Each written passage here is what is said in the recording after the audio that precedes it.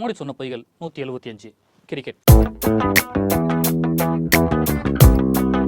2023 August 10ஆம் தேதி மத்திய அரசுக்கு எதிரான நம்பிக்கையில்லா தீர்மானத்தில் பேசிய மோடி, ஒருமுறை நோபால் போட்டால் பரவாயில்லை, நீங்கள் ஏன் திரும்ப திரும்ப நோபாலை போட்டுக் கொண்டிருக்கிறீர்கள்? நீங்கள் நோபால் போடுகிறீர்கள், நாங்கள் சிக்ஸர் அடிக்கிறோம், செஞ்சுரி அடிக்கிறோம், கொஞ்சமாவது தயாராக மாட்டீர்களா?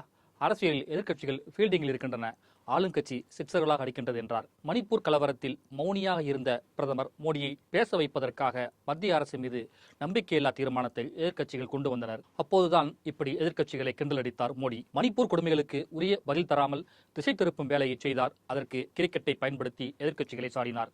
கிரிக்கெட் விளையாட்டு குறித்து ஒன்றுமே தெரியாத மோடி தனது குஜராத் மாநிலத்தில் உள்ள கிரிக்கெட் மைதானத்திற்கு தன் பெயரை சூட்டிக் கொண்டார். கிரிக்கெட்டே விளையாடாத உள்துறை அமைச்சர் அமித்ஷா மகன் ஜெய்ஷா இந்திய கிரிக்கெட் வாரியத்தின் செயலாளர் ஆனார். பிறகு சர்வதேச கிரிக்கெட் கவுன்சிலின் புதிய தலைவராக ஜெய்ஷா போட்டியின்றி தேர்ந்தெடுக்கப்பட்டார்.